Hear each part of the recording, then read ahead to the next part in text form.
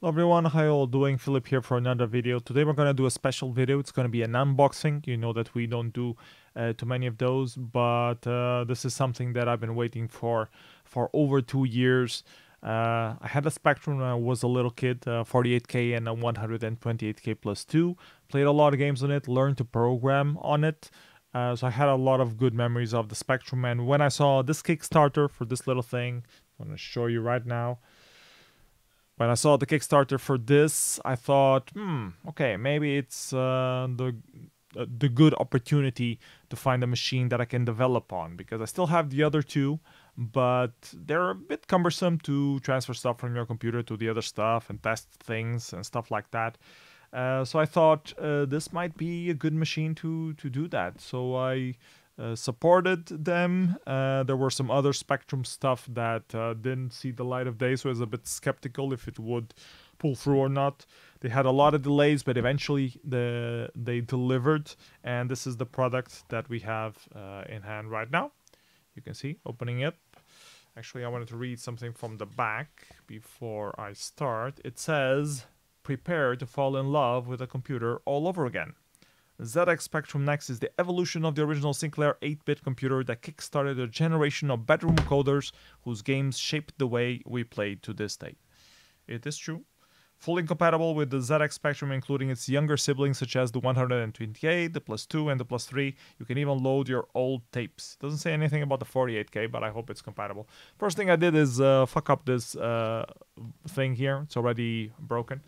Doesn't really matter. I can live with that.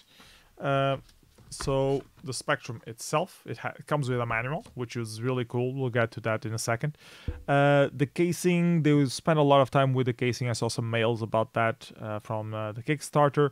Looks really good. It feels really good. Like the touch of the colors here, reminding of the original Spectrum a lot. It has the feel of the old Spectrum, but not as outdated. The keys feel really good to the press, so good job with that. I know they had special attention with that. They had to redo them and retest them a few times. Let's take a look at what inputs there are. First, we have two joystick inputs for joystick 1 and joystick 2. Then we have the keyboard or mouse PS2. Then we have the RGB VGA output. Then we have an audio out and an audio in. Both of them are mini jack. You can use the audio in to play the old cassette player and load the stuff via that if you're old school enough. Then they have an HDMI output, which I will test as well, since I have some computers here, some monitors here that can do HDMI. They have two USB ports, which I'm unsure if you can use to download stuff from your desktop machine or if it's for other stuff. I heard it also has a Wi-Fi. I don't know if it's inbuilt or what you have to do to access it, but I'm curious to see that and interface with other computers via Wi-Fi. And then they have this debug video port. Not entirely sure what it is, but I guess it will be listed in the manual somehow. Then I have the power supply port, 9 volts, and the expansion port, which I haven't been able to open, but it should be just like the original one. You just slot stuff in if you have them. I don't have anything, so it doesn't really matter for me.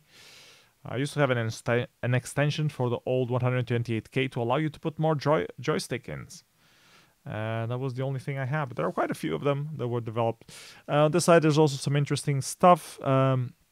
We have a red reset button. If you press this, your computer will boot, most probably. A green drive button. No clue what it does. Maybe access a drive. An SD card slot, which is quite useful. Big SD card, and it comes with a converter for a mini SD card as well. Custom made and everything. Let me try to remove it real quick. Show you the little thing. If you can see.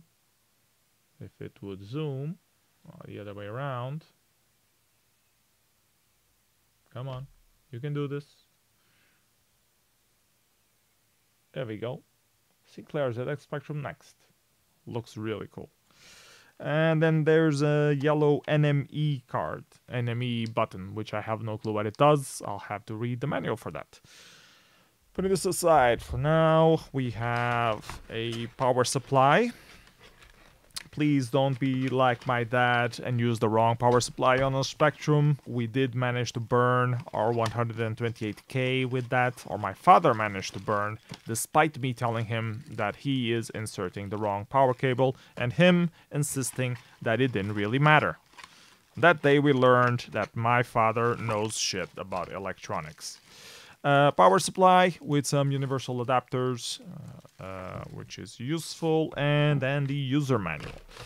I love this user manual. I love the fact that it feels like the original Spectrum. It has the same binder types, the same plastified cover with printer sheets here, standard printer quality. It completely looks like the original manual that I had for the original 48K and 128K. So I'm really looking forward to checking this out. And from what I took a look already from the manual, it's pretty much the same concept as the original ZX Spectrums. It gives you a complete overview of both the hardware and how you can use the computer. So learning to program, basic programming concepts is chapter 2. Decisions, I know it has functions, so it teaches you all the basic programming stuff. You go all the way into graphics and stuff like that, and then eventually there will be some more advanced chapters, which are the ones I'm more interested in, which is messing with the file system and stuff like that, which we didn't have on the original Spectrum. So I'm curious all the things that you can do. So yeah, I'll have to take a look at this, what I can do with it, what I can't do with it, and figure out what I can using machine code. That's useful. See if I will ever finally learn to do some ZX Spectrum assembler, some Z80 or not. Oh, they give a few examples here and everything. Really cool. Very interesting stuff. So yeah, this was the unboxing for the ZX Spectrum Next. Let me know what you guys think on the comments below. Do you have one? Has it arrived yet? I know some countries, because of the COVID lockdown, have troubles receiving this. And there are only a few batches of sendouts remaining to be sent from what I heard. But most people already got them, theirs. So yeah, next step will be plugging this up to one of the monitors here and see if I can play some demos, play some old games, and figure out how to transfer stuff to it and things like that. So hope you guys enjoyed the video. Let me know what you think on the comments below. See you next time. Bye bye everyone. Take care.